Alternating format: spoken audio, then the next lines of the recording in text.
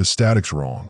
That's what I'm thinking at 2:47 p.m. when I'm 40 feet up the pole on County Road 14, and my arms are doing that thing where the hair stands straight out like I'm rubbing a balloon. Been working lines for Duke Energy 17 years, since I was 22, since before Lily was born, and I've felt pre-storm charge maybe 100 times. This isn't that. This is every filling in my teeth humming. Hey, dispatch, this is Cruise 7. I'm getting some weird readings out here. I'm talking into the shoulder mic while my Klein Tools voltage detector is screaming in my hand like it's personally offended. The thing's rated for 1,000 volts. We're running 7,200 on this circuit. It shouldn't even register. The meter's showing. I don't know what it's showing. It's pegged past the limit. Nothing but static on the radio. The bad kind. Not the white noise kind you get in dead zones, but that crackling like bacon grease that means the atmosphere is doing something it shouldn't. I look west toward the storm line. It's been sitting there since noon, this purple-black wall stretching from Kentucky border to Georgia, not moving. Weatherman this morning, that guy on Channel 4 with the bad toupee, Vernon something, said it was a stalled supercell. Some kind of atmospheric river meeting, cold front, meeting, who gives a shit meteorology terms. Point is, it's been dumping rain on Cookville for 6 hours straight while we're bone dry here in Crossville, 15 miles east, and that wall just sits there like a closed door. The voltage detector's still screaming. Shit, I'm climbing down. Protocol says if equipment's malfunctioning, you don't touch anything hot until you've tested with a known good meter. My truck's got the backup Klein in the door pocket, the old analog one that Dad gave me when I started the apprenticeship. Still works. Unlike this digital piece of crap that's probably fried from. The lightning hits the transformer at the top of the next pole. I'm 12 feet off the ground when it happens. Not normal lightning. I've seen plenty of strikes, been too close to a few. This is different. It's blue-white but wrong. Too focused. Comes straight down out of clear sky. There's not a cloud directly above us. Just hazy August afternoon, and hits that transformer with a sound like a rifle shot. The explosion standard. Transformer oil ignites. Black smoke, shower of sparks. I've seen it before. What I haven't seen before is the second strike. Same transformer. 3 seconds later. Same focused beam of blue-white that shouldn't exist in clear air. Then a third. I'm on the ground now, backing toward my truck, the white F-250 with the Duke Energy logo and the utility bed full of wire spools and connectors. My phone's buzzing. Lily. I answer while I'm watching that transformer get hit for a 4th time. Dad, are you seeing this? She's 16. Sounds scared. The sky's doing something weird. Where are you? I'm opening the truck door, eyes still on that burning transformer. The smoke's rising straight up, no wind, and there's this smell. Ozone, yeah, but something else, like copper and burn meat. I'm at school. We're in the gym for a pep rally, but Coach Hendricks just got a text, and now they're saying everyone needs to, Dad, it's lightning. There's lightning hitting the football field, and it keeps hitting the same spot. Lily, listen to me. 5th strike on the transformer. The pole's starting to char. I need you to get inside, away from windows. Find the lowest floor. Is there a basement? The locker rooms are kind of... Go there. Now, don't argue. Dad, what's happening? 6th strike. 7th. The pole's on fire now. I don't know, baby. I'm coming to get you. Stay away from windows and stay off your phone after this call. The signal might attract. I stop because I don't know what it might attract. Just get underground and wait for me. Crossville High, right? I can be there in 15 minutes. Okay, Dad, I'm scared. I know. Me too. Go. I'm in the truck, engine running, when I see the first walker. That's what I call him later, when we need a word for it. Right now, he's just Jimmy Potts from the Exxon station on Main Street. I know because he's still wearing the blue polo with Jimmy stitched on the pocket. He's walking up County Road 14 from the direction of town, and there's smoke coming off him. Not like cigarette smoke, like heat shimmer, like he's radiating. I slow down. I'm already moving, heading toward town and the school, because Jimmy's in the middle of the road and he looks hurt. There's char marks on his clothes. His face is wrong. Slack. Eyes open but not tracking. I roll down the window. Jimmy? You okay, man? He turns toward my voice. Jerky, like his neck stiff. That's when the lightning hits him. Clear sky, no clouds, blue-white column of light that comes down like a laser pointer from God, and Jimmy doesn't fall.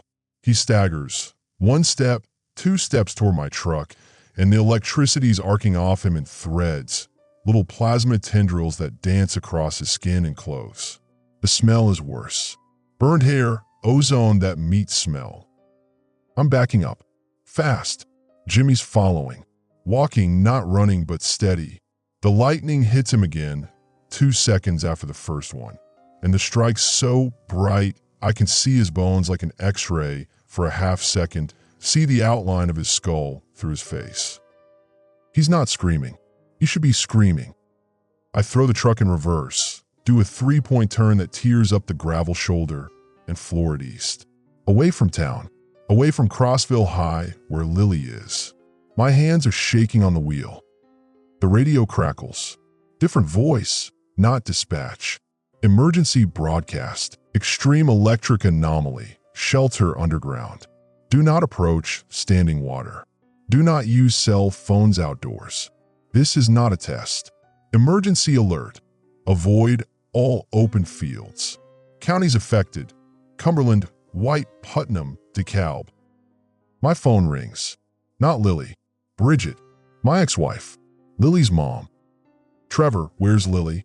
She's using that voice. The tight one that means she's about to lose it, but holding on. We've been divorced 3 years. She's got custody.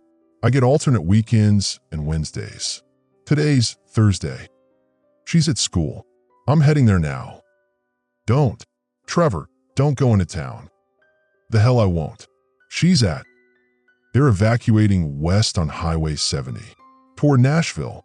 The governor just declared a state of emergency. They're saying stay away from anyone who's been struck by lightning. There's people walking around after being struck, and Trevor, they're not right. I think about Jimmy Potts, the way the lightning kept hitting him, the way he walked toward my truck like he knew I was there, but didn't know me. I'm getting Lily.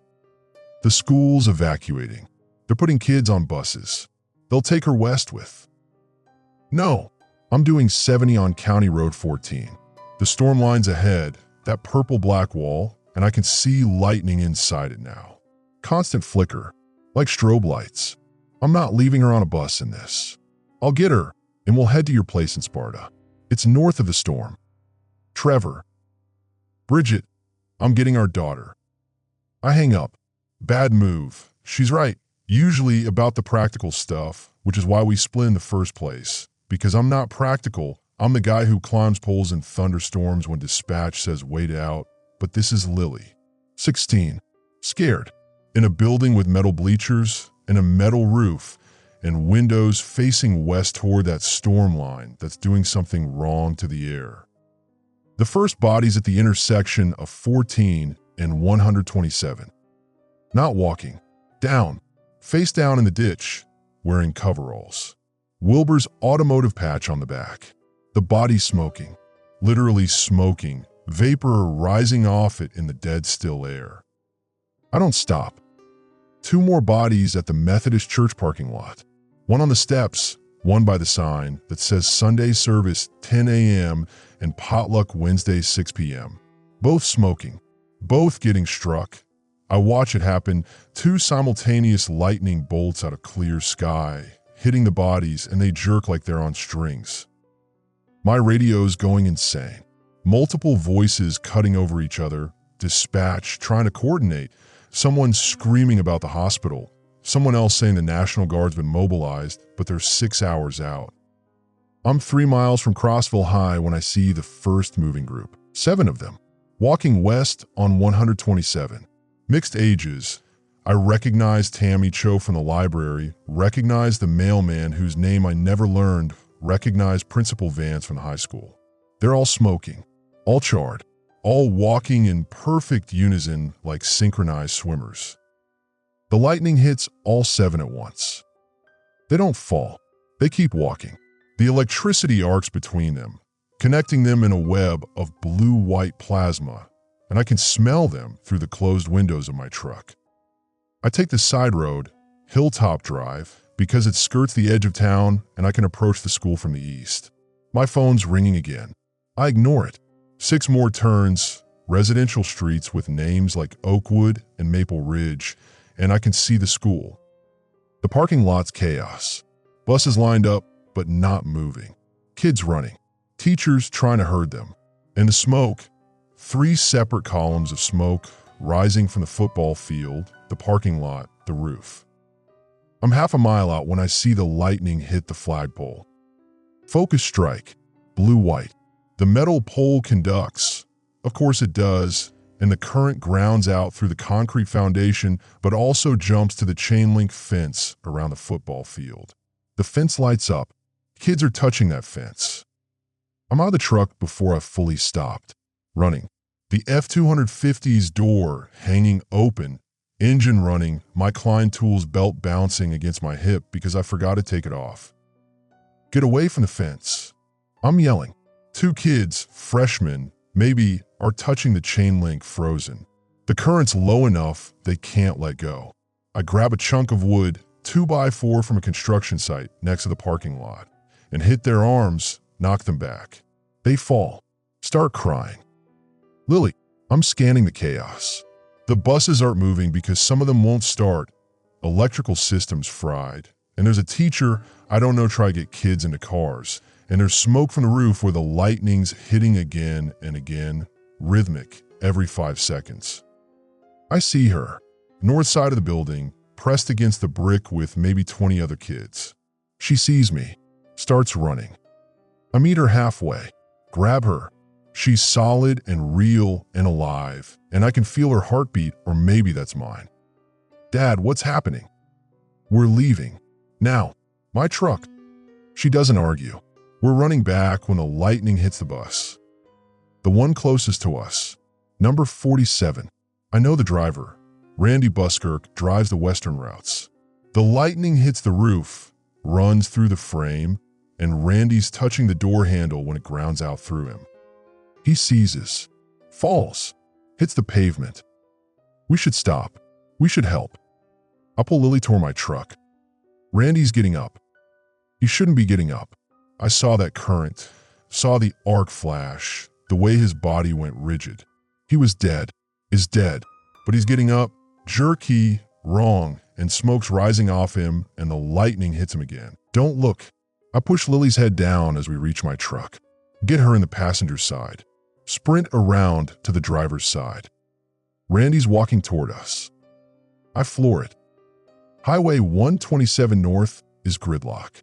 Everyone with a working vehicle is trying to leave Crossville.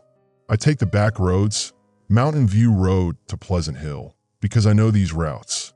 17 years running lines. You learn every dirt road and pig path in 3 counties. Lily's quiet, hands in her lap. She's not crying anymore, but she's doing that thing where she breathes through her mouth because if she breathes through her nose, she'll start up again. She did the same thing when we told her about the divorce. You okay? Stupid question. No. Fair. My phone's ringing. I'm ignoring it until I see the caller ID. Duke Energy Emergency Dispatch. That's not normal dispatch. That's the crisis line they use for ice storms and hurricanes. This is Trevor Haskins, Cruise 7. Haskins, where are you? It's Rodriguez, shift supervisor. Sounds like he hasn't slept in a week, and it's been 4 hours. Extracting my daughter from Crossville High. What's the situation? The situation is we've got 17 dead linemen, and every single one of them is up and walking toward population centers. The situation is I've got strikes hitting the same locations repeatedly, and we can't shut down the grid because the automatic systems are fried, and manual intervention means sending crews into... Haskins, have you been struck? No. Stay that way. Anyone gets struck, they're gone. 5 seconds to 2 minutes after strike, they stand up. They walk. And they're attracting lightning every 3 to 7 seconds like they're goddamn lightning rods. We're calling them carriers. Don't let one touch you. Why? Because the current transfers. We've got witnesses saying people touched a carrier, got shocked, and 30 seconds later they're down and smoking. It's like a chain reaction. Electrical infection. I think about Randy Buskirk, the way he was walking toward my truck. What do? Get underground. Get away from metal structures. We got FEMA setting up shelters in Sparta. That's north of the storm line. Take Highway 111 north and look for the National Guard checkpoints. They'll direct you. What about the storm?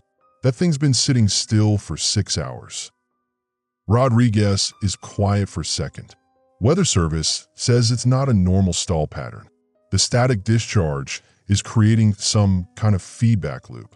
Every time lightning hits a carrier, it ionizes the air around them, which creates more charge differential, which triggers more strikes.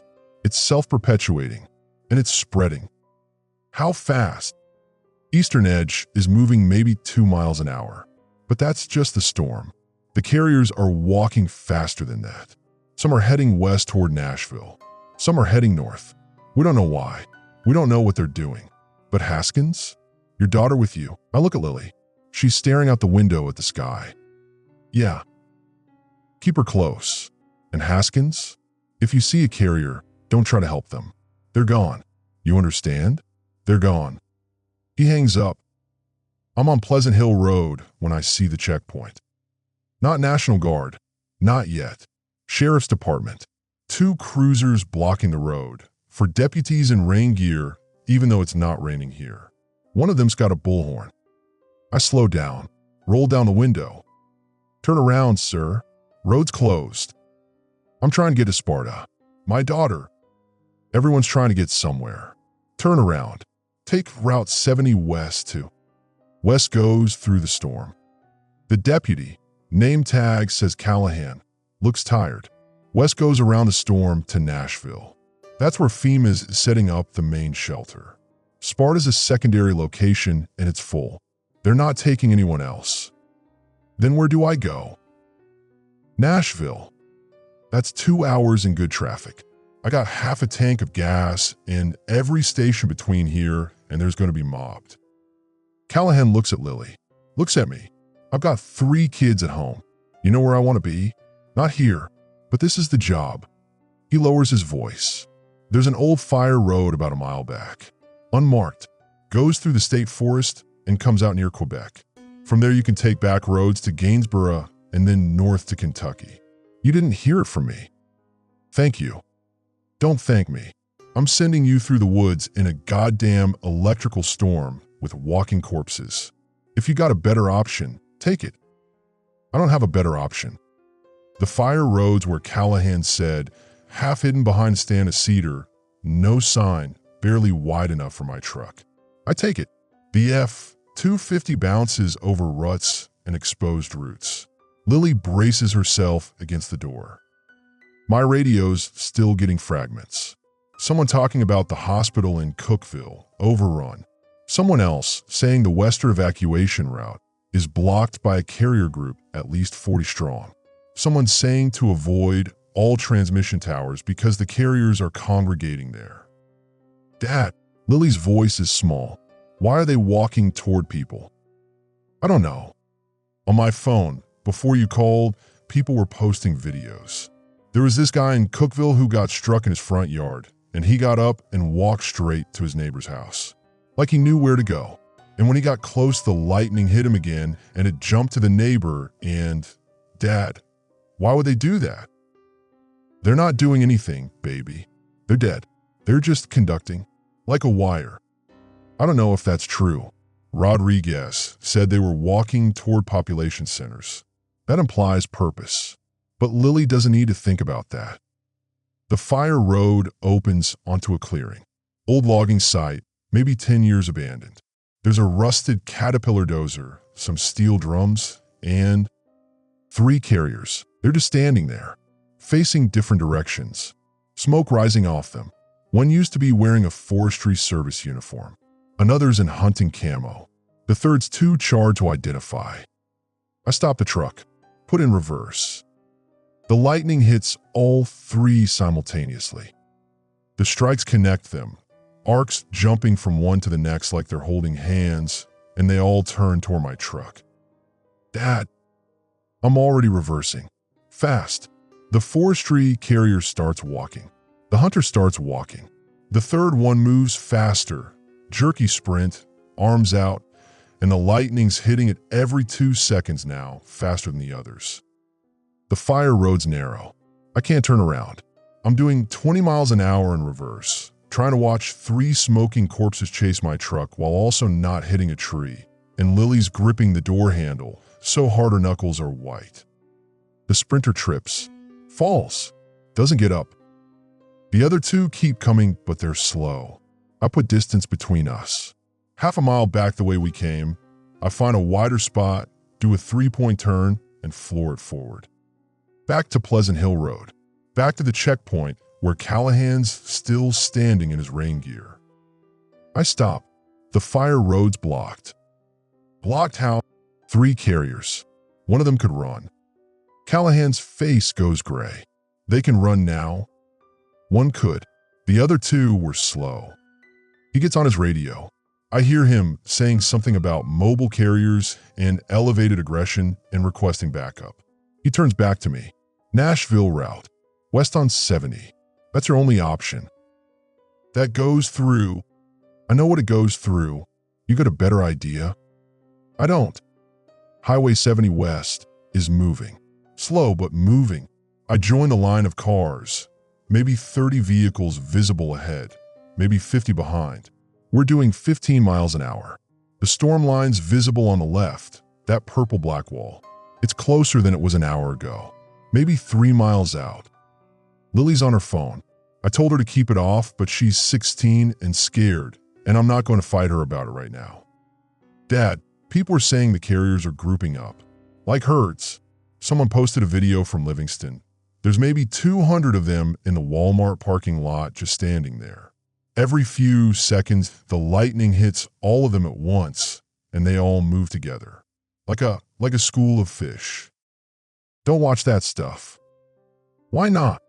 Because it'll make you more scared and we need to think clearly. I'm already scared. I know. The car ahead of me stops. Everyone stops. I can't see why. I get out, tell Lily to stay in the truck, and walk up the line. There's a carrier in the road. Standing in the middle of the westbound lane, facing us. Smoke rising.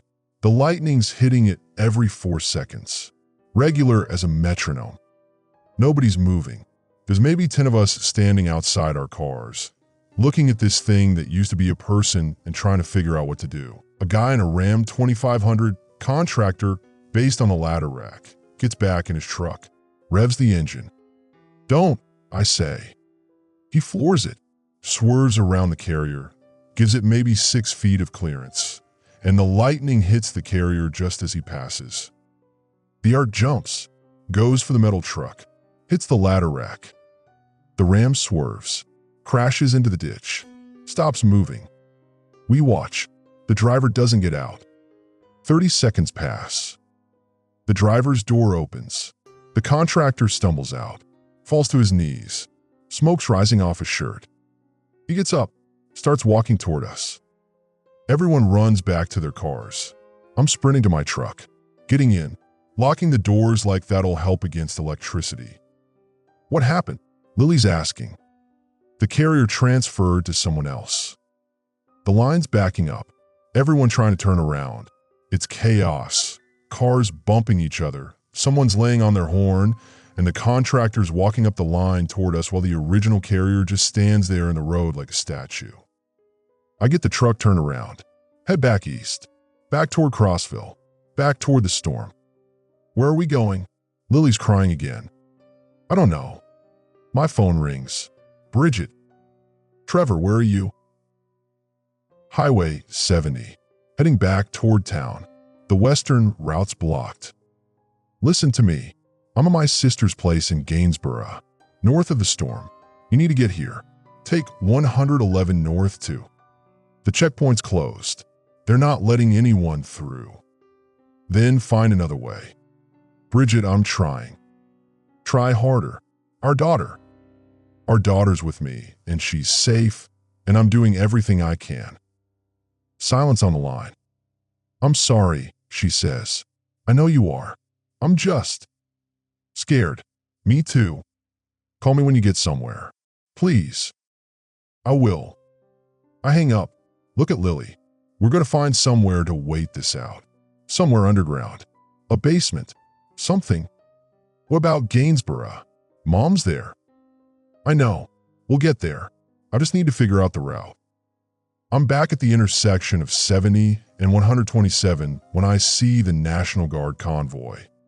For Humvees, 2 troop carriers, moving fast, heading west toward the blocked highway. I flag them down. A sergeant leans out. You need to evacuate, sir. We're trying.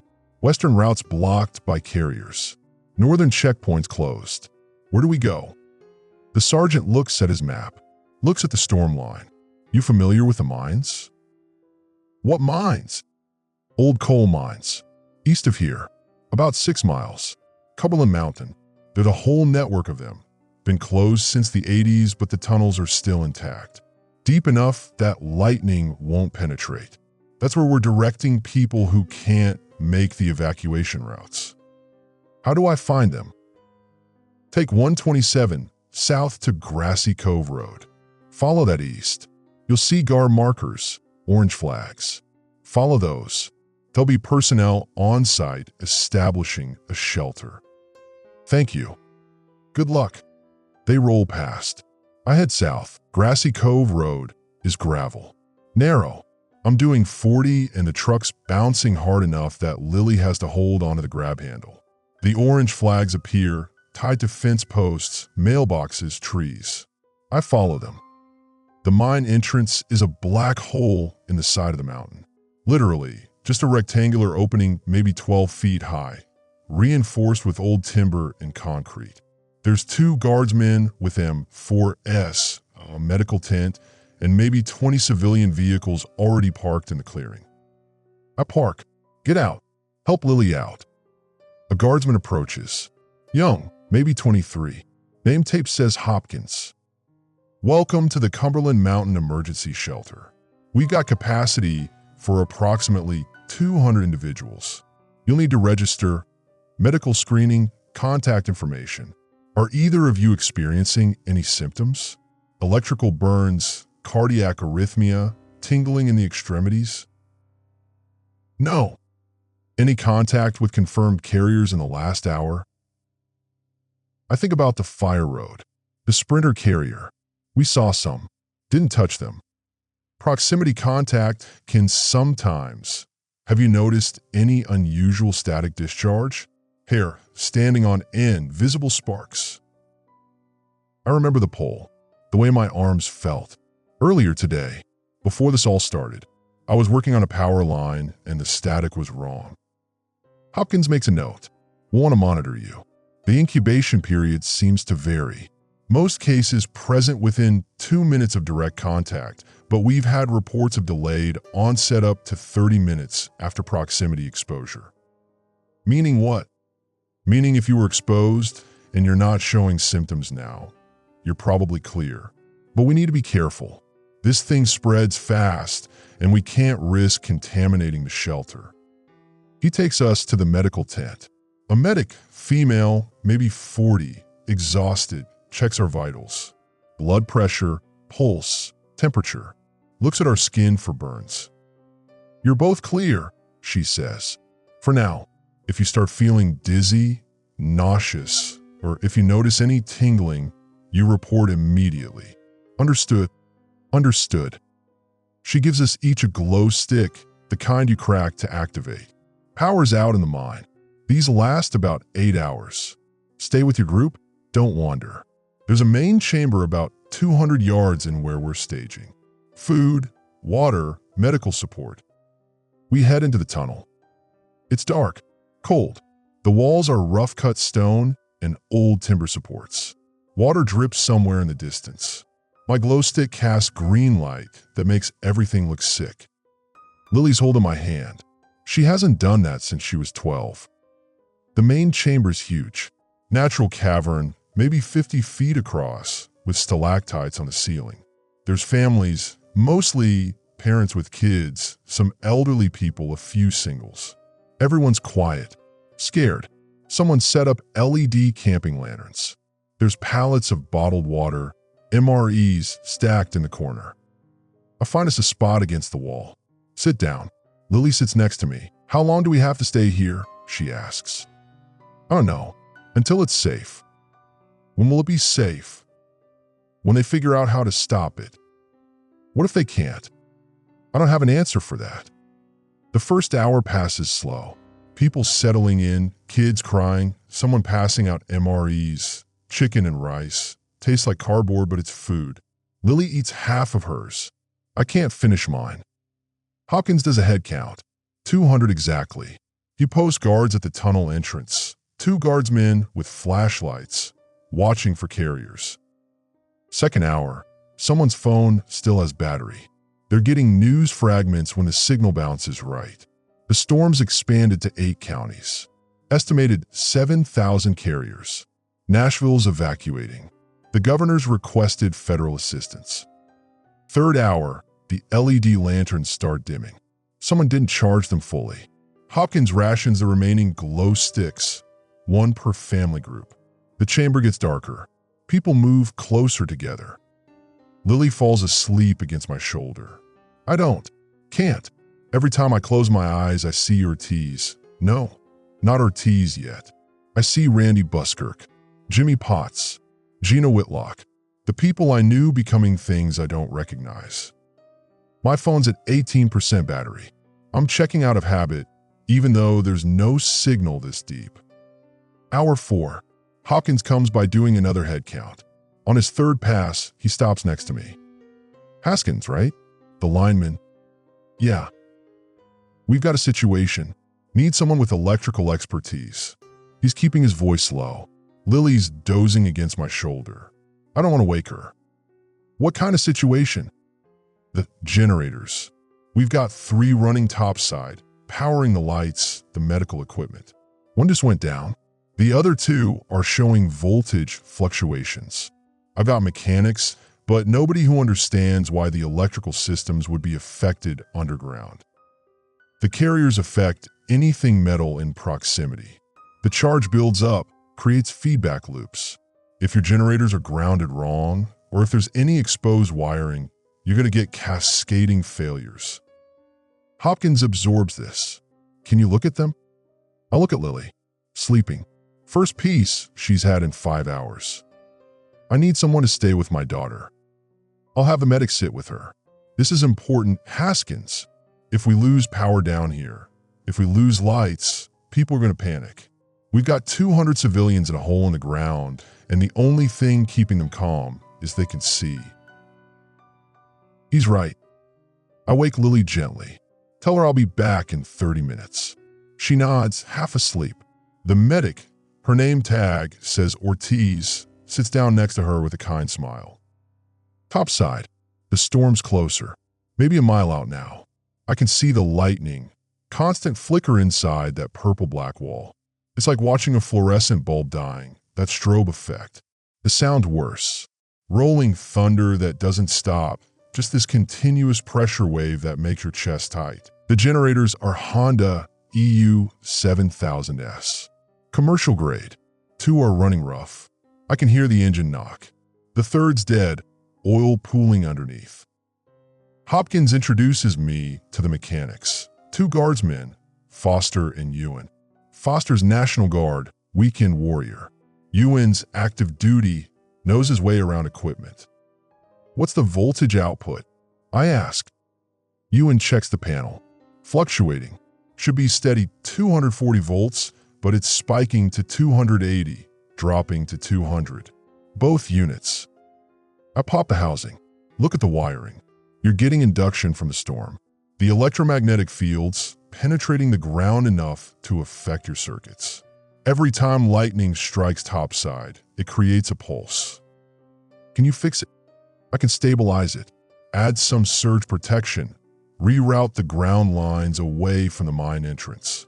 But it's temporary. If the storm keeps intensifying, eventually the induction's going to fry every electrical system within a mile. How long until that happens? I look at the storm wall. Hours, maybe less. Foster swears. Hopkins pulls him aside, starts talking on the radio to someone, command structure, evacuation contingencies. I get to work. The wiring standard. I've got tools in my truck, wire strippers, crimpers, electrical tape, spare breakers. I run new ground lines, install surge suppressors from the medical tent's backup equipment, reroute the power distribution to isolate the generators from the mine entrance. Takes 40 minutes. The engines smooth out. Voltage stabilizes. UN tests it. That's good. That's really good. It'll hold for a while, but you need to monitor it. If the storm gets within a quarter mile, shut everything down except emergency lighting. The induction will spike too high for the suppressors. Hopkins comes back. Command says we're holding position here until 0600 tomorrow. If the storm hasn't moved by then, we evacuate north to Kentucky. What about the carriers? They're tracking them. Last count was over 300 in the Cookeville area. They're congregating at transmission towers, substations, anywhere with high voltage infrastructure. National Guard's establishing a perimeter, but they're not engaging. Rules of engagement are don't shoot unless directly threatened. Why not?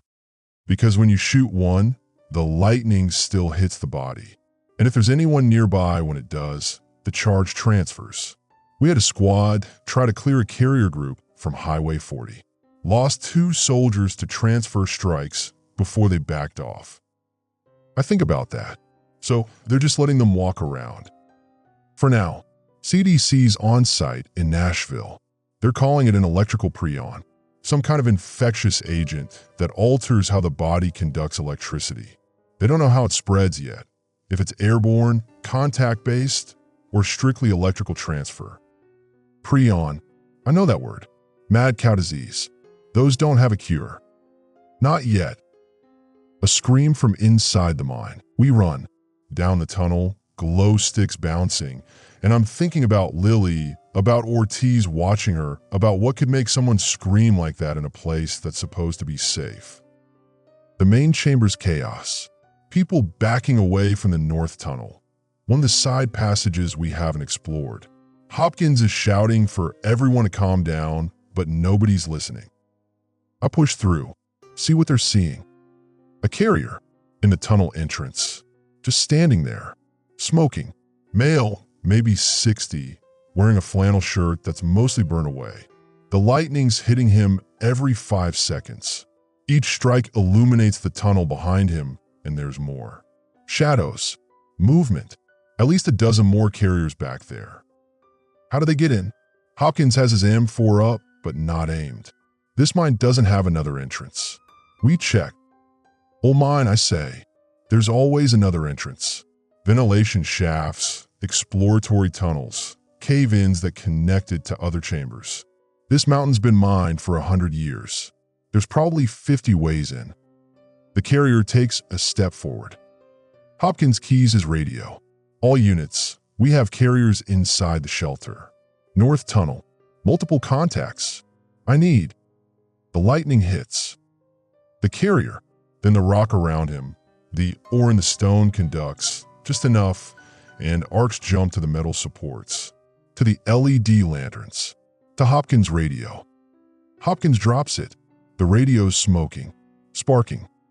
The carrier takes another step. Everyone back. Hopkins is moving people toward the main tunnel. Slow and calm. We're evacuating. Stay together.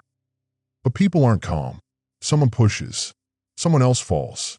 There's crying, shouting. A kid, maybe 8, is separated from his parents and screaming for his mom. I grab Hopkins. If we go back to the entrance, we're walking into the storm. It's less than a mile out now. We can't stay here with carriers in the tunnels. We need to block them. Collapse this tunnel. With what? I look at the mine supports. Old timber, dry, probably half rotted. We set fire to the supports. Controlled collapse. It'll seal this passage and trap us. There's other tunnels. I saw at least 3 branches off the main chamber. One of them has to lead out. Hopkins looks at the carrier. It's 10 feet closer now. Steady walk. Behind it, the others are emerging. I count 7, 9, 12. Do it, Hopkins says. Fast. I don't have accelerant, but I've got an LED lantern, butane powered. I smash it against the nearest timber support. The fuel spills.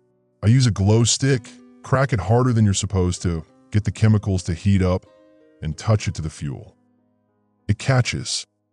The timber is dry enough that it goes fast. Flames climbing the support, spreading to the crossbeam, and there's a groan, the sound of old wood giving up. Back. Everyone back. We're retreating to the main chamber when the tunnel collapses. Timber, rock, dust. Everything comes down in a roar that echoes through the mine. The carriers are cut off. The dust settles. There's a wall of rubble where the north tunnel used to be. Hopkins is coughing. Everyone's coughing. The dust so thick I can barely see. Head count, Hopkins shouts. Foster, get a head count. Make sure everyone made it out. I'm looking for Lily.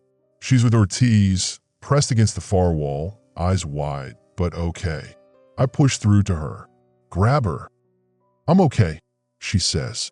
Dad, I'm okay. Foster's doing the count. 194. We had 200. We're missing 6. Who? I don't know.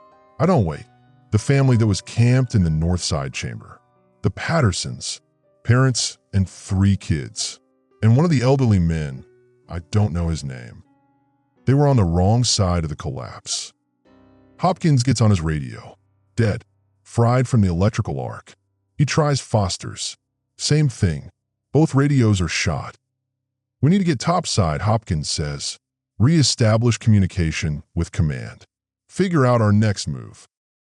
The storm's too close, I say. You go up there now, you're exposed. We don't have a choice. We need extraction.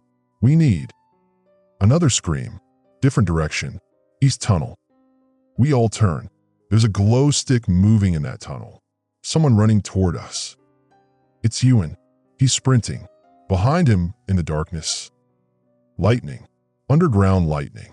Blue-white flash that illuminates at least 20 carriers shambling through the tunnel. They're in the east shaft too.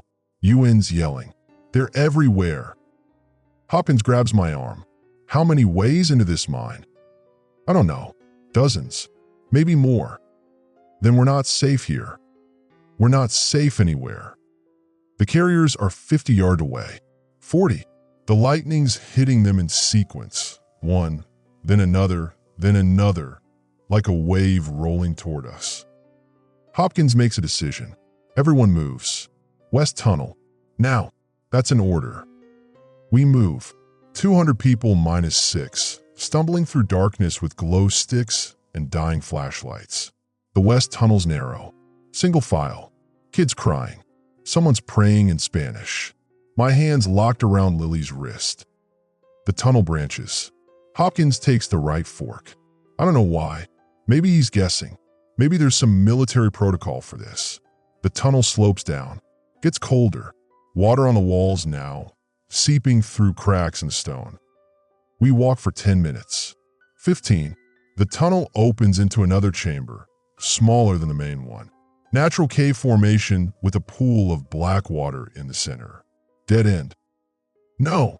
Hopkins is scanning the walls with his flashlight. No, there has to be. There's no other exit. We're trapped. Behind us, in the tunnel, I can see the glow of lightning. Rhythmic flashes. The carriers are following. Slow but steady. Hopkins turns to his men. Defensive positions. We hold here.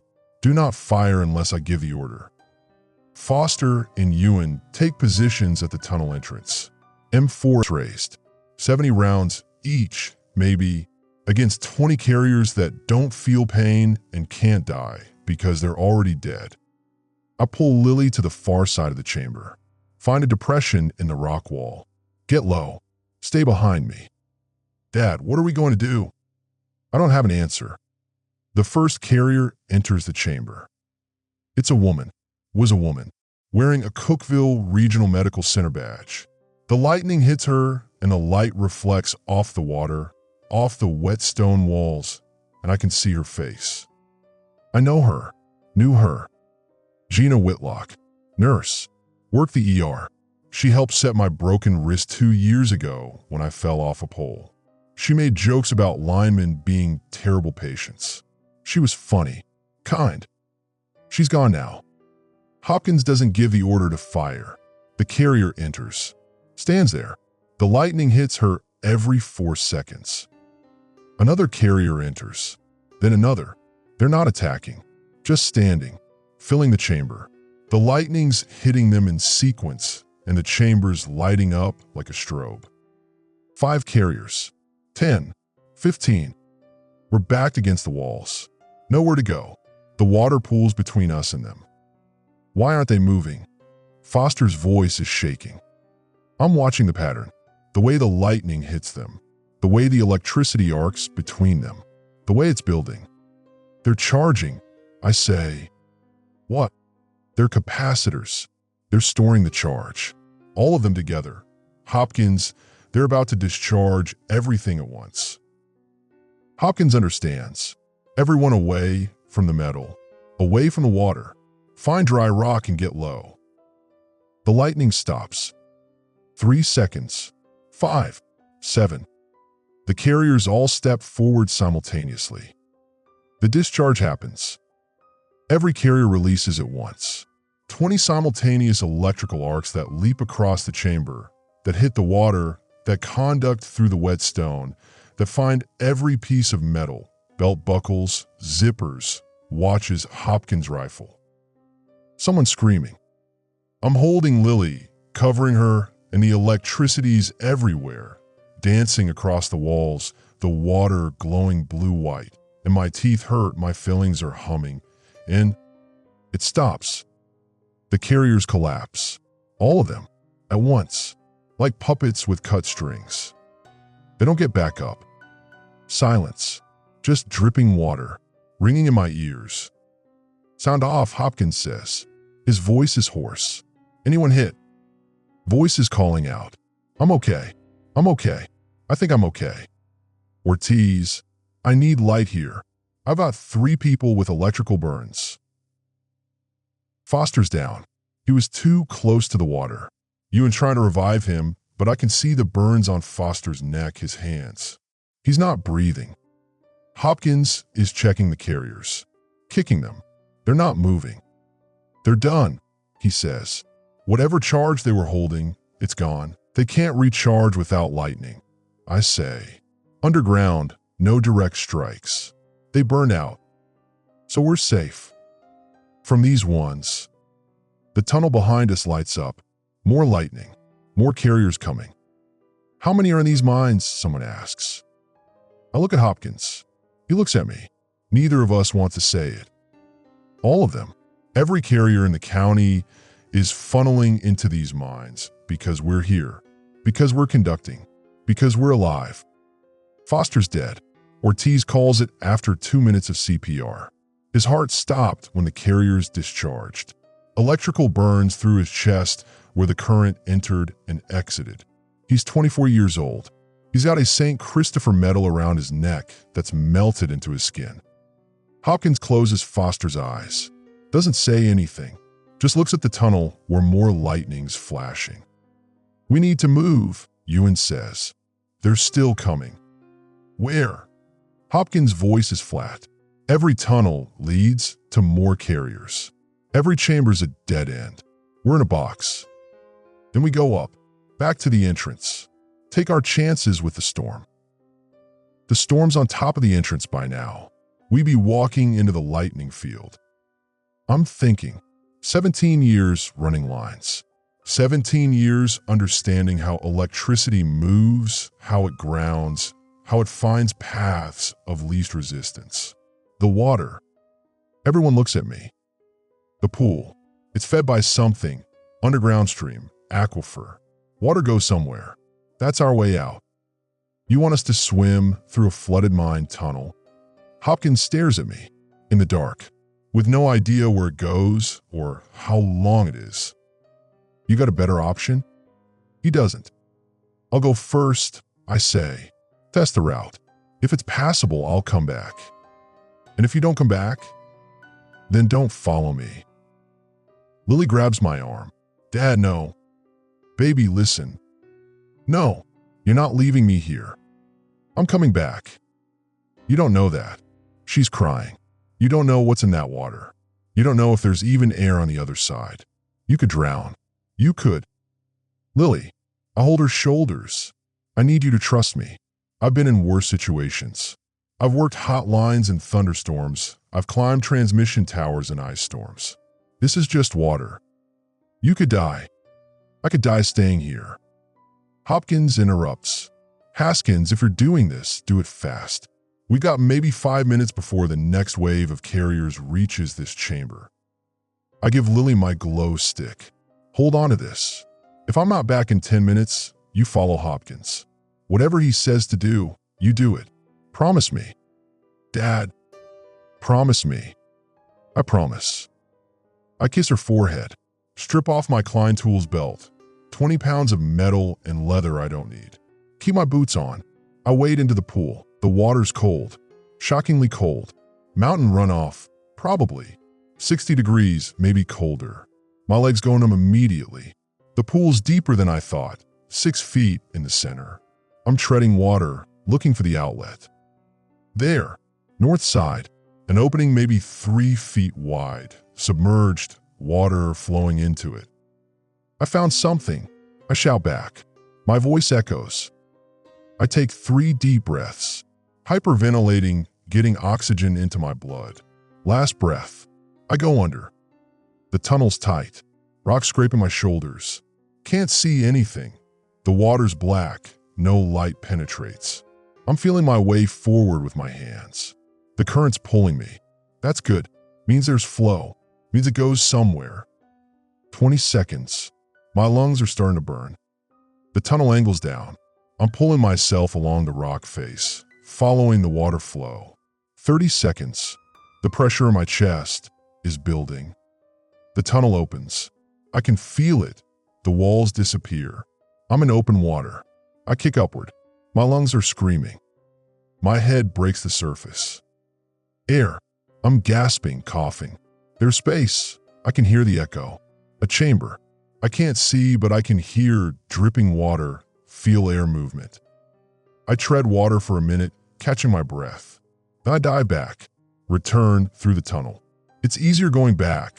I know what to expect. 45 seconds, and I'm back in the pool with Hopkins and Lily and the others. I surface. It's passable.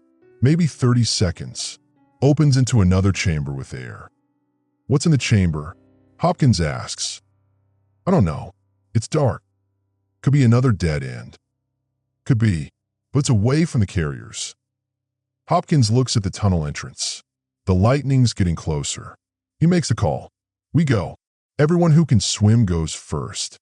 Strong swimmers help the weak ones. Kids get paired with adults. We do this in waves, 5 at a time. Minimize panic.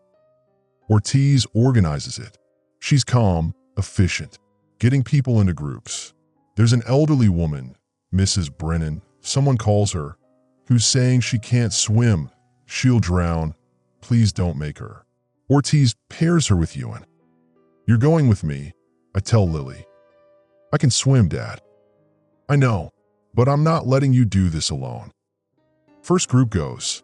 Hopkins leads, Ewan with Mrs. Brennan. 2 others, parents whose kids are in the second group. They go under. I count. 40 seconds. 50. 60. They should have come back by now, someone says. If it was impassable, I say, Hopkins would have returned in 30 seconds. 70 seconds. Hopkins doesn't come back. That means it's clear. That means they made it. Second group. Third. Fourth. The chamber's emptying. Each time people go under, there's this moment where we don't know. where we're waiting to see if they'll surface again or if we just sent them to drown. The carriers enter the chamber. 4 of them, walking in formation. The lightning hits them, and I realize we're out of time. Everyone in the water. Now, I'm shouting. People are panicking, pushing. Someone falls. There's maybe 30 of us left. I grab Lily. We're going. Right now. But the others, they'll follow. We wade in. I pull her to the tunnel opening. 3 deep breaths. Fill your lungs. When we go under, follow me. I'll pull you through. Don't let go of my hand. She's shaking, from cold or fear or both. On 3. 1, 2, 3. We go under. The tunnel's tighter with 2 people. Lily's hand is locked in mine. I'm pulling her, kicking, feeling the walls with my free hand. The current helps, it's pulling us through. But Lily's panicking. I can feel her pulling back, fighting me. I squeeze her hand. Keep pulling. 20 seconds. 25. The tunnel opens. We're in the chamber. I kick upward, pulling Lily. We break the surface together. She's coughing, gasping. I thought I was going to...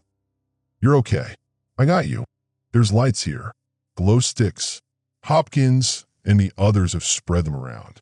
The chamber's bigger than the last one. 30 feet across, maybe 20 feet high. Natural formation. There's another tunnel leading out. This one dry, above water level. Hopkins sees us. Haskins, we've got a problem. What? He points at the dry tunnel. It goes up, steep incline, and I can hear something. What? Thunder. We're getting closer to the surface. People are still coming through the underwater passage. Emerging, coughing, some crying. I count 20, 25, 30. Mrs. Brennan surfaces. You ends with her, holding her up. That's everyone, he says. Last group's coming. We wait. 30 seconds. 40. 50. Nobody else surfaces. That's not everyone, Ortiz says. We had 43 left. I count 37 here. 6 people didn't make it. Drowned in the tunnel or got lost or panicked and inhaled water. Hopkins keys his dead radio out of habit. Realizes it's fried. We keep moving. The dry tunnel's our only option. That tunnel goes toward the storm, I say. And staying here means the carriers find us again. They're in the main chamber by now. They'll figure out the water route eventually. Carriers can't hold their breath. They're dead. They're walking dead. You want to bet they can't cross that tunnel? I don't. We move into the dry tunnel. It slopes upward at 30 degrees. The rock's slippery with moisture. People are crawling, climbing. Kids crying. Someone twists an ankle. Ortiz wraps it with medical tape. The thunder's getting louder. We climb for 15 minutes. The tunnel's getting brighter.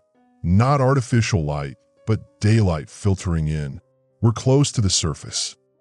The tunnel opens onto a ledge. We're on the side of Cumberland Mountain. Below us, maybe 200 feet down, is the clearing where we parked. I can see my F-250, can see the GAR vehicles, can see the mine entrance, can see the carriers. There's hundreds of them, packed into the clearing around the vehicles at the mine entrance. They're just standing there, not moving. The lightning's hitting them in sequence, this rippling wave of strikes that travels through the crowd like a pulse. Jesus Christ, Hopkins whispers. The storm's directly above us. The wall has moved. We're inside it now. The sky's purple-black, lightning constant. The wind so strong, I have to brace myself on the rock face. We can't go down, Ewan says. We'll never make it through them. We can't go back, Hopkins says. Then what do we do? I'm looking at the carriers, at the pattern of lightning strikes, at the clearing. They're creating a circuit, I say, all of them together. The lightning hits them in sequence because they're connected. The electrical charge is running through the ground from one to the next. It's a network. So if we break the network, the strikes become random, harder to predict. harder to avoid. But also, if we can reach the vehicles, we might be able to escape while they're disrupted. How do we break a network of 300 electrified corpses? I look at the vehicles. MIF 250 with its utility bed full of wire spools and equipment. At the guard Humvees with their communications gear. We create a bigger surge, overload the network, make them discharge all at once like they did in the chamber. Hopkins stares at me. You want to deliberately trigger a massive electrical discharge while we're running through it to reach the vehicles. Yeah. That's insane. You got a better option? He doesn't. Here's the problem, I say. To create a surge big enough to disrupt the network, I need to connect the carriers to a high-voltage source. Create a path that'll draw all the lightning at once. The guard vehicles have communications equipment, military-grade radio systems with tall antennas. If I can connect those antennas to the carrier network, the antennas will act as lightning rods. They'll draw the strikes, overload the system. How do you connect them? I run wire from the antenna to the nearest carrier. The moment the next lightning strike hits, it'll arc through the entire network simultaneously. One massive discharge. They'll all burn out. And we run for the vehicles during the discharge. Right, but there's a problem. Someone needs to make the connection. Someone needs to be down there in the clearing with the carriers, running wire from the Humvee antenna to the network.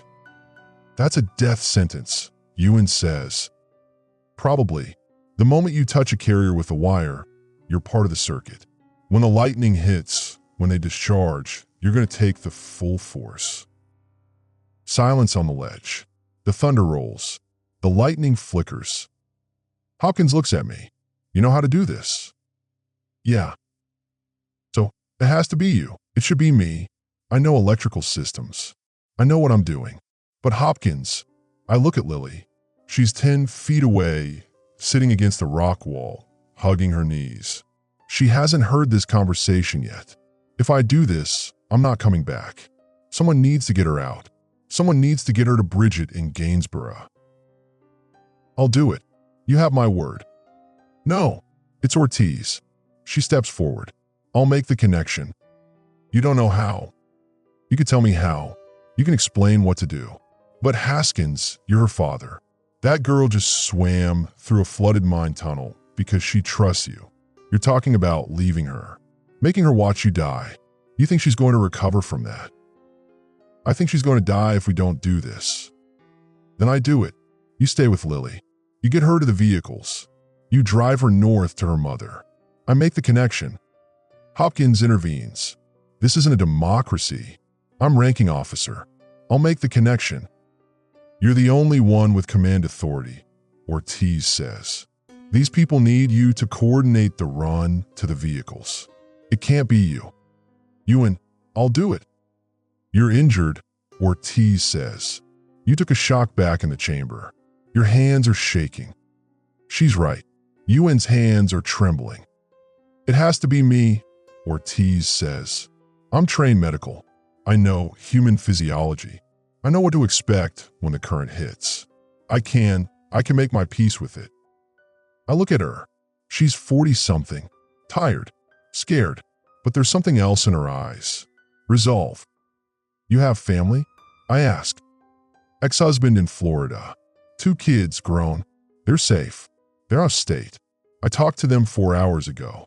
She smiles. It doesn't reach her eyes. I'm good at goodbyes, Haskins. I've had practice. Ortiz. Tell me what to do. Tell me how to make the connection. Then get everyone to the vehicles while I do it. I can't let her do this.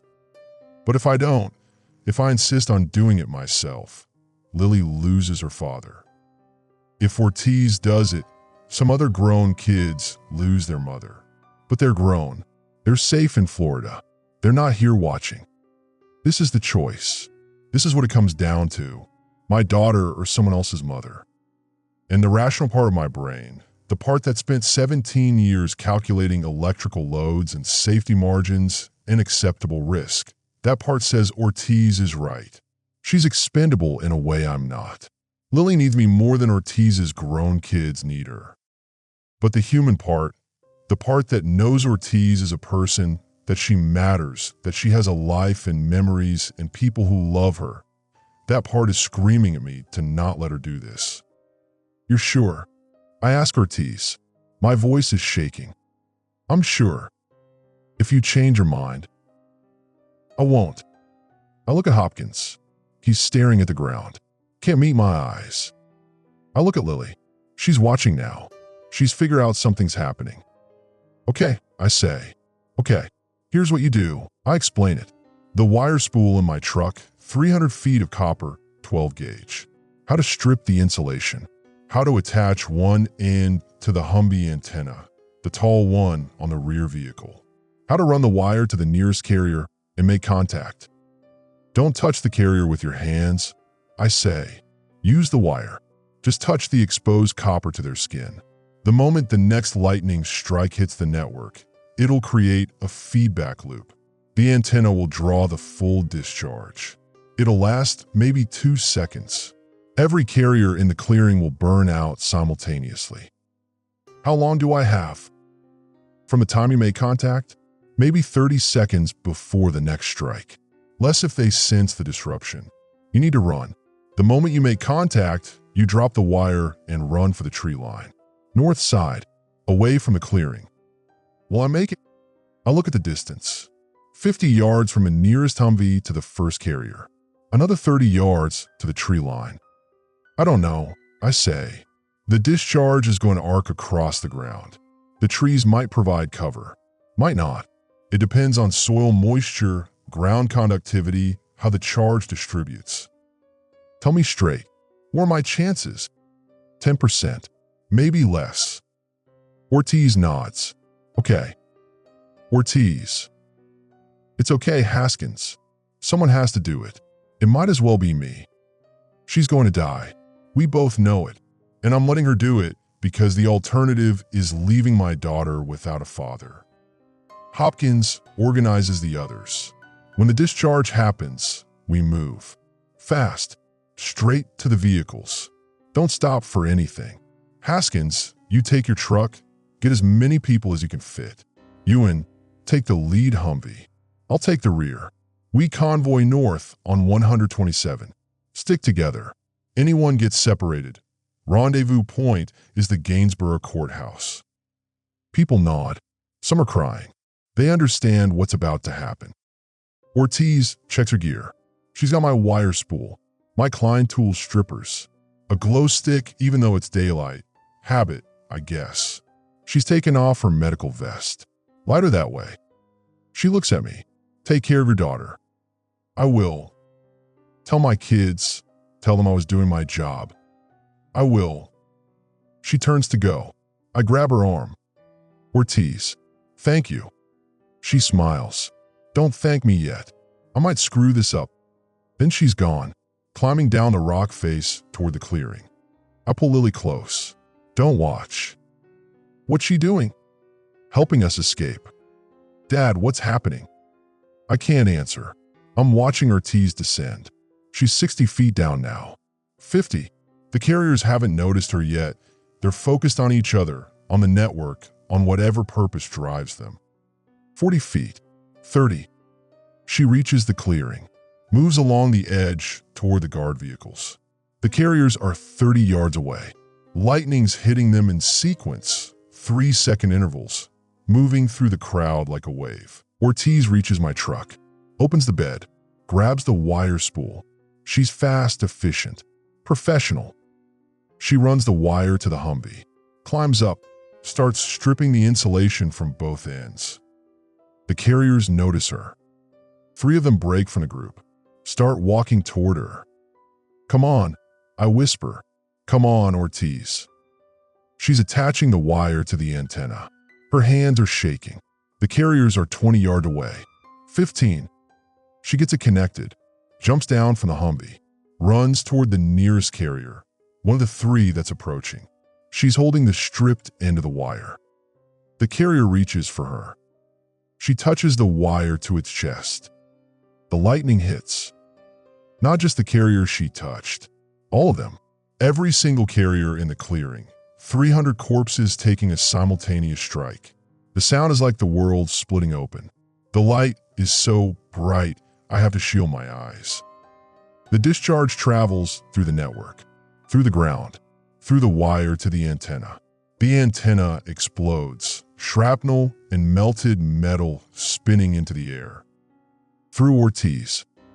She's connected to the carrier when it happens. The current travels from the carrier's chest through the copper wire, through her hand, through her body, into the ground. She lights up, her bones visible through her skin like an X-ray. Her hair ignites. Her clothes are smoking. She drops. The carriers drop. All of them. Simultaneously. Like God flipped a switch. Silence. Just wind and thunder and the ringing in my ears.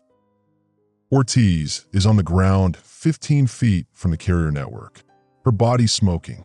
The wires melted into her right hand. Copper and skin fused together.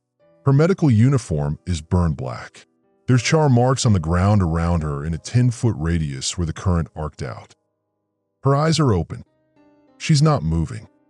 From this angle, 60 feet above her, I can see her face. It's not peaceful. It's locked in an expression I can't identify. Not pain exactly. Not fear. Something else. Maybe determination.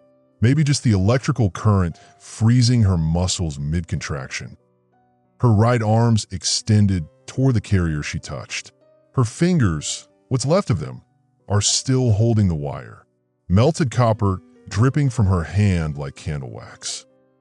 I can smell it from here. Burned meat and ozone and copper and something sweet I can't identify. The smoke rising off her is gray-white, not black. It spirals upward in the wind. The carriers around her are collapsed in a perfect circle. Their network formation destroyed. She's at the center like the spoke of a wheel. Lily's beside me. She's seen it. I couldn't shield her fast enough. Dad, she whispers. Dad, is she? Don't look, baby. But I can't stop looking. None of us can. This is what sacrifice looks like. This is what it costs when someone says, I'll do it, and means it. Ortiz's body jerks once. Just once. Residual current, probably. Or maybe some final neuron firing. Then she's still. Hopkins breaks the silence. We move. Now, while they're down. We scramble down the rock face. Fast as we can. People slipping, sliding. A kid falls, 8 feet, lands hard, gets back up crying. We keep moving. The clearing. We're running through the carriers. They're down but not dead. Can't kill what's already dead. They could get back up any second. I'm jumping over bodies, pulling Lily, heading for my F-250. The truck's unlocked. Keys in my pocket. I throw open the door. Get in. Everyone get in. People pile into the bed. The cab. I count 6 in the back, 3 in the cab with me and Lily. Hopkins and Ewan are loading the Humvees. I start the engine. It catches. The F-250's a diesel. Wasn't affected by the electromagnetic pulse. Thank God for old technology. Hopkins is yelling, Go, go, go. I floor it. The clearing's littered with bodies. I'm swerving around them, tires skidding on mud. In my rearview mirror, I can see Ortiz. Still down, still smoking. We leave her there. We leave her body in the clearing with 300 carriers and the storm and the lightning that never stops. We reach the road, Highway 127 North. Hopkins is behind me in the lead Humvee. Ewan's bringing up the rear. We convoy north, away from the storm, away from Crossville, away from the mine and the clearing and Ortiz's body. Lily's crying, silent, tears just running down her face. I reach over, take her hand. Can't let go of the wheel, but I hold her hand tight as I can. We're okay, I say. We're going to be okay. I don't believe it. Neither does she. But we're alive. That counts for something. Behind us, the storm line finally moves. East, following us. We reach Gainsborough 40 minutes later. Bridget's at her sister's house, a ranch style on the north end of town. I pull into the driveway. The F-250 is making a noise it shouldn't, grinding sound in the transmission from pushing it too hard, but we made it. Bridget comes running out before I've killed the engine. She opens Lily's door, pulls her out, holds her. They're both crying. I sit in the driver's seat watching them through the windshield. Hopkins pulls up behind me, gets out, comes to my window. Haskins, we made it. Some of us. He doesn't have an answer for that. I need to report to command. File casualty reports. Foster, Ortiz, the 6 who drowned. He pauses. You did good work. Ortiz did the work. She volunteered. I let her. Hopkins looks at me for a long time. You had a daughter to protect. You made the right call. Did I? He doesn't answer. Gets back in a Humvee. Drives off with Ewan following. I get out of the truck. Bridget sees me. Lets go of Lily long enough to come over. Trevor. She doesn't hug me. We're past that. But she puts her hand on my arm. Thank you. Thank you for getting her out. Ortiz got her out. Medic. She made the connection. Created the electrical discharge that let us escape. Where is she? Dead. Back in the clearing. Her body's, we couldn't bring her. There wasn't time. Bridget's face changes. Trevor, I'm sorry. I can't talk about it. If I talk about it, I'm going to see her again. See Ortiz with the wire melted in her hand. See her eyes open and staring at nothing. See the smoke rising off her body. I need to make some calls, I say. Duke Energy, let them know I'm alive. Rodriguez needs to update the roster. Okay. And I need to, there's families. People who didn't make it. Someone needs to tell them. The National Guard will handle that. They don't know these people. I do. I knew Foster. Worked with him on a repair job last year. Good kid. 24. He had a girlfriend in Crossville. Someone needs to tell her. Trevor. I need to do this, Bridget. She steps back. Okay, but then you need a rest. You need rest. I'm not going to rest. I call Rodriguez. He's still at dispatch. Answers on the first ring. Haskins. Jesus. You're alive. Yeah. We've got you listed as missing. Last contact was, 6 hours ago, when you were extracting your daughter from the school. I got her. She's safe. Rodriguez, I need casualty information. How many linemen didn't make it? Silence. Then, 23 confirmed dead. Another 14 missing. We're assuming the missing are, we're assuming they're carriers now. 23 dead linemen. Guys I worked with. Guys I knew. Jimmy Potts. I asked. Confirmed carrier.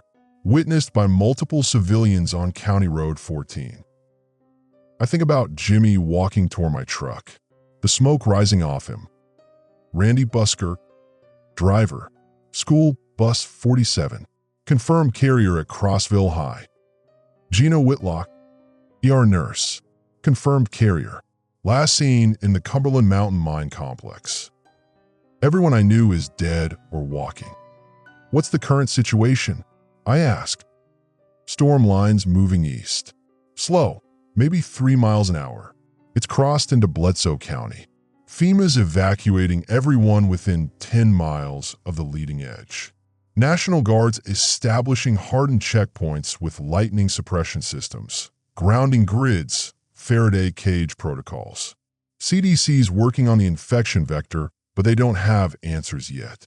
Current theory is it's electrical, transmitted through direct current transfer.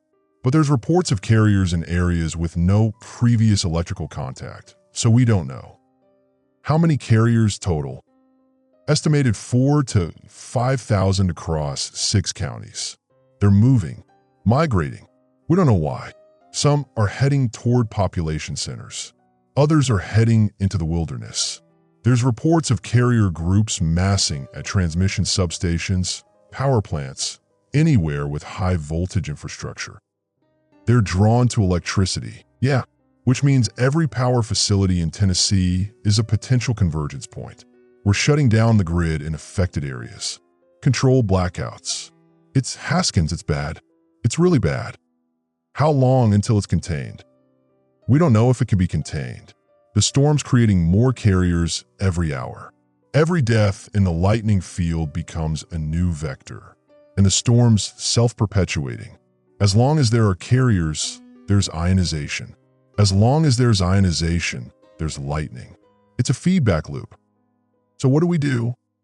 Survive. Get your family north of the containment line. Stay away from metal structures. Stay off the grid. And Haskins, don't come back to work. Not yet. Maybe not ever. Duke Energy's shutting down operations in the affected zones. We're done here. He hangs up. I stand in Bridget's sister's driveway, holding my phone. The sun's setting. West, where Crossville is, the sky's purple-black. The storm line. It's visible from here, 20 miles out, but clear as day. Lightning flashing continuously inside it. Lily comes outside. Dad? Mom says dinner's ready. I'm not hungry. You need to eat. I know. She sits on the porch steps. Doesn't say anything for a minute. Then I keep seeing her. Ortiz. Yeah, the way when the lightning hit. I've never seen anyone die before. I'm sorry you had to see that. Is it always like that? When people die? No.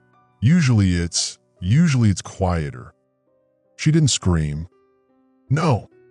Why not? The current probably stopped her heart instantly. She didn't have time. Lily's quiet. Then did she know that she was going to die? Yeah, she knew. And she did it anyway. Yeah. Why? I don't know how to answer that. How do you explain to a 16-year-old that sometimes people sacrifice themselves for others? That sometimes the math comes down to one life versus many? That sometimes someone looks at a terrible choice and says, I'll do it because someone has to? She did it so we could live, I say, so you could live. I didn't ask her to. I know. Dad, her voice breaks. I don't want anyone else to die for me. I sit down next to her, put my arm around her. Nobody's going to. You almost did. In the mind, you were going to make the connection before Ortiz volunteered. But I didn't. But you were going to. You were going to leave me. Lily, don't lie to me. I heard you talking to Hopkins. You were going to sacrifice yourself and leave me alone, and she's crying now. Dad, I can't lose you. I can't. You didn't lose me. I'm right here. But you were willing to leave. You were willing to die and leave me, and that's. I don't know how to. She can't finish. She's sobbing. I hold her, let her cry. When she's done, she pulls back, looks at me with red eyes. Promise me you won't do that again. Lily, promise me. Promise me you won't sacrifice yourself. Promise me you'll stay alive. I want to promise her. I want to tell her I'll always be here, that nothing will take me away, that she'll never have to watch me die like she watched Ortiz die. But I can't promise that, because if it comes down to it again, if there's another choice between my life and hers, I'm going to choose her. Every time. That's what being a father means. I promise I'll do everything I can stay alive, I say. But Lily, if something happens, if I have to make a choice, don't say it. You need to hear this. If I have to choose between my life and yours, I'm choosing yours. That's not negotiable. That's what parents do. She stands up, walks away, goes back inside without looking at me. I sit on the porch steps alone. 3 days later, the casualty reports come through official channels. Foster's family is notified. Ortiz's kids are notified. The 6 who drowned in the mine tunnel, their families are notified. Mrs. Patterson and her 3 kids, still unaccounted for, presumed dead on the wrong side of the collapsed tunnel. The elderly man whose name nobody knew, still unaccounted for. Jimmy Potts, Randy Buskirk, Gina Whitlock, 23 Duke Energy linemen, 417 civilians across 6 counties. All confirmed carriers now, walking through the storm. drawing lightning, spreading the infection. I'm sitting in Bridget's sister's living room when the news shows the footage. Drone footage, military reconnaissance, the storm line from above. It's massive, 50 miles wide, stretching from Kentucky to Alabama, moving east at 4 miles an hour now, faster than before. Inside the storm, there's carriers, thousands of them, walking in formation. The lightning hits them in sequence, this rippling wave that travels through the crowd. They're heading toward Knoxville, population 180,000. The news anchor saying FEMA's evacuating the city. National Guard's establishing a defensive perimeter. CDC's working on a treatment protocol. But I'm not listening to the anchor. I'm watching the carriers, the way they move, the way the lightning connects them. Lily's next to me on the couch. She sees what I'm seeing. They look like a circuit, she says. They're a circuit.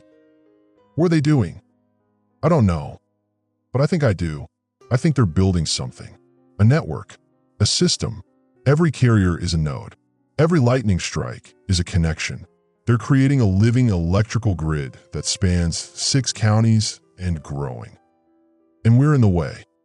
I get a call from Hopkins a week later. He's at a guard base in Kentucky. Wants to know if I'll consult on the defensive perimeter, help them design lightning suppression systems, grounding protocols. I can't, I say. I've got Lily. Bring her. We've got family housing. She'd be safe behind the lines. Hopkins, I'm done. I'm not. I can't do this anymore. Haskins, we need people who understand electrical systems. People who've seen the carriers up close. You want maybe 50 people in the region with that experience. Find someone else. There is no one else. Everyone with electrical expertise is either dead or a carrier now. You're it. I look at Lily. She's in the kitchen with Bridget, helping make lunch. They're talking quietly. First time I've seen her almost smile in a week. I need to stay with my daughter. Your daughter needs you alive, and you'll be alive a lot longer if we can contain this thing before it reaches the Ohio River. Haskins, this isn't just Tennessee anymore. The storm's moving. If it crosses into Kentucky, into Virginia, we're talking multi-state contamination. Millions of people at risk. That's not my problem. It is your problem. It's everyone's problem. We didn't ask for this, but it's here and we have to deal with it. I think about Ortiz. The way she said it might as well be me. The way she walked down that rock face knowing she wasn't coming back. I'll think about it, I say. Think fast. We've got 3 days before the storm reaches the containment line. He hangs up. Lily's watching me from the kitchen doorway. Who was that? Hopkins. National Guard. You want me to help with the defensive perimeter. Are you going? I don't know. She comes over, sits next to me. I heard what he said about needing people with electrical expertise. You were eavesdropping. Dad, if you need to go, if they need you. They don't need me. They need someone. It doesn't have to be me. But it could be you. Lily, I don't want you to go. But I also don't want, she stops. Starts again. Ortiz died so we could live. If you can help stop this thing, if you can save people, maybe that's why we lived. Maybe that's why she... Don't make her death into a lesson or a purpose. She died because someone had to make the connection and she volunteered. That's all. But Dad, no, I'm not leaving you. I'm not going back into that storm. I'm done. She doesn't argue, but I can see it in her face. The disappointment, the knowledge that I'm choosing her over everyone else. Just like I chose her over Ortiz. I dream about the clearing every night. The same dream. I'm standing on the ledge watching Ortiz make the connection. Watching her touch the wire to the carrier's chest. Watching the lightning hit. But in the dream, it's not Ortiz. It's me. I'm the one holding the wire. I'm the one touching the carrier. I'm the one lighting up as 300 simultaneous lightning strikes pour through my body. And Lily's on the ledge watching, screaming my name. I wake up sweating. Every night. Same dream. Bridget notices, asks if I'm okay. I tell her I'm fine. She doesn't believe me, but she doesn't push. 2 weeks after we escape the mine, Rodriguez calls again. Haskins, you need to hear this. What? The carriers at the transmission substation in Cookville. They're Jesus Haskins. They're operating the equipment. They're throwing switches, adjusting voltage regulators. They're routing power. That's impossible. They're dead. They're doing it anyway. We got video. They're running the substation like they know what they're doing. Like they remember. I think about Gina Whitlock, nurse. She remembered how to walk, how to find people. Why wouldn't a lineman remember how to operate equipment? What are they doing with the power? I asked. We don't know. The draw's massive. They're pulling from every available source. The more power they route through the substations, the stronger the storm gets. It's accelerating. 5 miles an hour now. At this rate, it'll hit Knoxville in 36 hours. And you can't shut down the grid? We tried. They override the shutdowns. They're smarter than we thought. Or they remember more than we thought. Haskins, we need you. Please. I look at Lily. She's on the porch reading. Safe. Alive. I think about Knoxville. 180,000 people. I think about Ortiz. The wire melted into her hand. I'll call Hopkins, I say. Lily doesn't cry when I tell her. Doesn't argue. Just nods. How long, she asks. A week. Maybe 2. Promise me you'll come back. Lily, promise me. I promise. Even though I know I might not be able to keep it. Even though I know that if it comes down to it again, if there's another choice, another decision, I might end up like Ortiz. I pack my Klein Tools belt, my voltage detector, my wire strippers, load them into the F-250 that's still making that grinding noise. Bridget walks me to the truck. You don't have to do this. I know. Stay with Lily. She needs you. If I don't go, there might not be anywhere safe for her to stay. She doesn't have an argument for that. I drive south, back toward the storm. The purple-black walls visible 20 miles out, bigger than before. The lightning constant. I'm 3 miles from the containment line when I see the first carrier. Standing on the shoulder of Highway 127. Just one. Smoking. The lightning hits it every 5 seconds. It doesn't move as I pass. I see more, scattered along the road. Not groups, individuals, spaced out like sentries. The containment line's a fence. 20-foot chain link with razor wire, backed by grounding grids and lightning rods. Guard checkpoints every quarter mile. Hopkins meets me at the gate. Haskins, glad you came. Let's just do this. He shows me the systems, the grounding protocols, the suppression equipment. They're good, well designed, but they won't hold against what's coming. You need layer defense, I say. Multiple grounding points, distributed load. And you need to create a dead zone, an area with zero conductivity between the fence and the storm. Insulators, rubber matting, something to break the circuit. How much rubber matting? Miles of it. Hopkins looks at the storm, at the carriers walking inside it, at the lightning that never stops. Then we'd better get started, he says.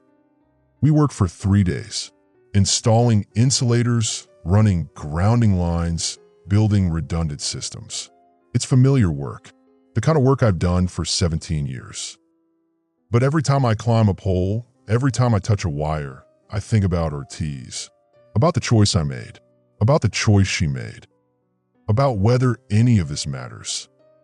On the 3rd day, Lily calls. Dad, I saw the news. The storm's getting closer. I know. When are you coming home? Soon. That's not an answer. It's the only answer I have. Silence on the line. Then, I love you, Dad. I love you too, baby. Come home. I will. I hang up, stare at the storm. It's 2 miles out now. I can see the carriers inside it. Thousands of them, walking in formation, drawing lightning, building their circuit, Hopkins comes over. It's not going to hold, is it? No. How long? A day, maybe less. When they hit the fence line, the conductivities go to overwhelm the grounding system. The whole defense will short out. So we evacuate. Yeah. What about Knoxville? They're already evacuating. FEMA's moving everyone north. But Hopkins, there's nowhere to go. The storm's spreading. Eventually it's going to cover the whole state. Maybe more. And we don't have a way to stop it. He doesn't argue. That night, I dream about Ortiz again. But this time she's not alone. Foster's there. Mrs. Patterson and her kids. The 6 who drowned. Jimmy Potts and Randy Buskirk and Gina Whitlock. All of them standing in the clearing. All of them smoking. All of them looking at me with open eyes. The lightning hits them, over and over, and they don't fall. I wake up. The storm's visible through the window. Closer than before, maybe a mile out. I call Lily. Dad, it's 3 in the morning. I know. I needed to hear your voice. Are you okay? Yeah, I'm okay. I just wanted to tell you, if something happens. Don't. Lily, listen. If something happens, I need you to know that I love you. That everything I did, everything I do, it's for you. She's crying. Dad, please come home. I can't. Not yet. Then promise me you will.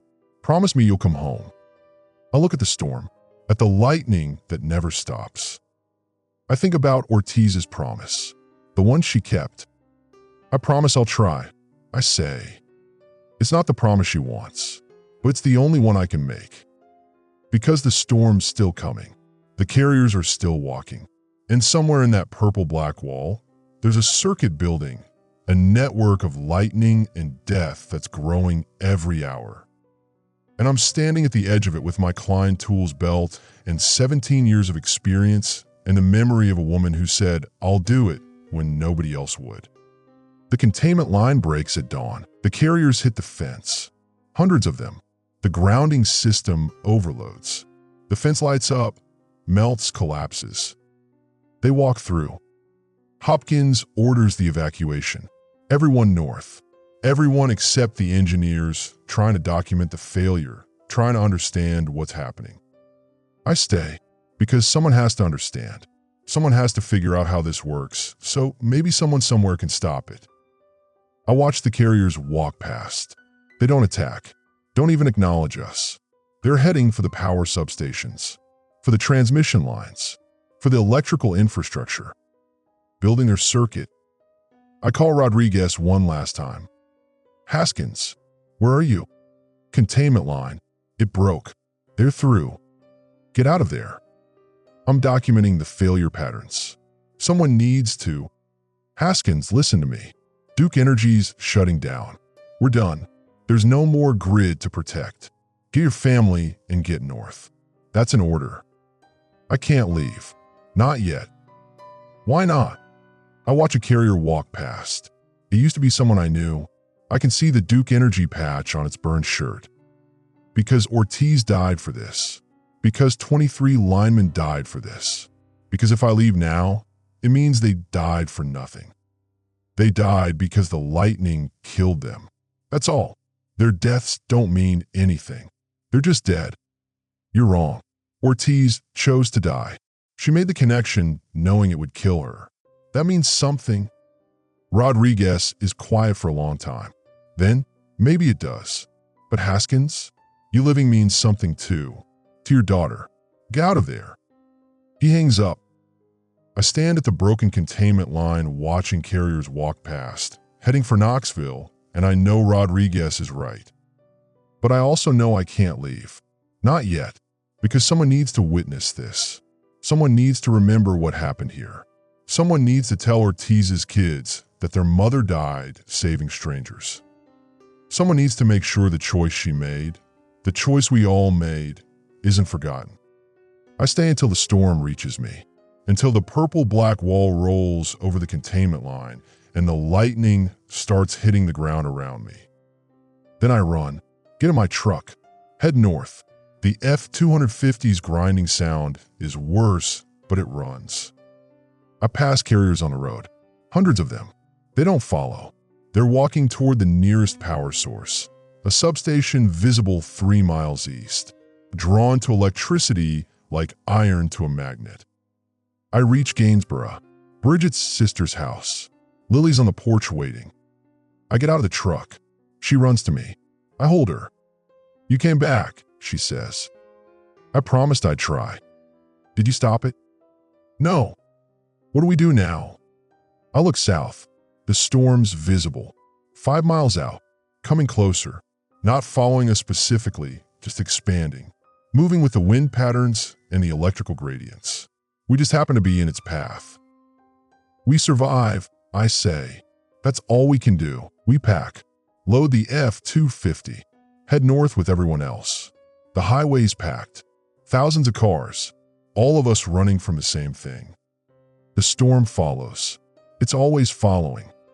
In my mirror, I can see the purple-black wall, the lightning, the carriers inside it drawn to power sources, walking the electrical gradients like compass needles pointing north. Lily's asleep in the passenger seat. Bridget's following in her car. My phone rings. It's a number I don't recognize. "Hello." "Mr. Haskins? This is Lieutenant Mendez, National Guard.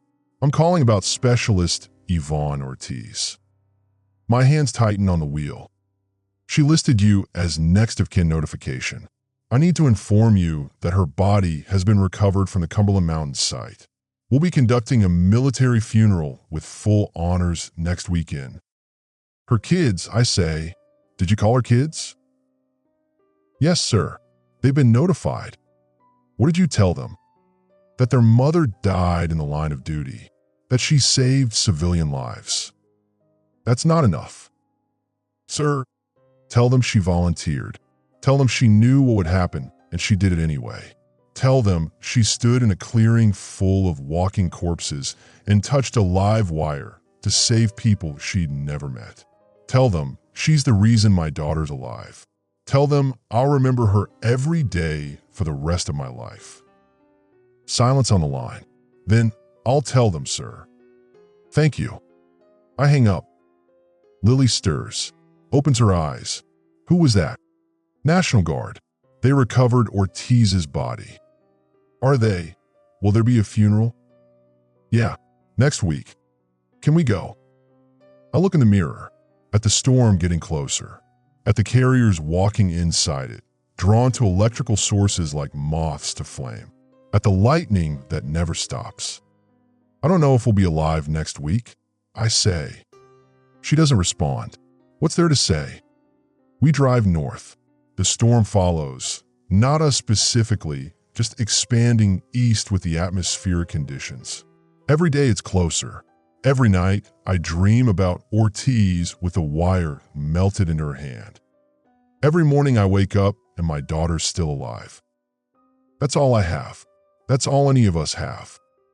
The knowledge that someone sacrificed themselves so we could keep running, keep surviving, keep trying to find somewhere safe, even though the storm keeps expanding, keeps following the power grid north, keeps finding us no matter how far we run. The storm's coming, spreading along the electrical infrastructure, and all we can do is stay ahead of it for one more day. One more day where I don't have to make the choice Ortiz made. One more day where Lily doesn't have to watch me die. But I know it's coming. The choice, the decision, it's always coming. And when it does, I'll think about Ortiz, about the way she said I'll do it, about the wire melted into her hand and her eyes open and staring at nothing, about sacrifice and circuits and storms that never end. And I'll know what I have to do, even if I don't want to, even if it destroys me. Because that's what it means to protect someone, to love someone, to choose their life over yours. That's what Ortiz knew. That's what I know now. And I'll carry that every remaining day until the storm catches us, until the lightning finds us, until there's nothing left to save.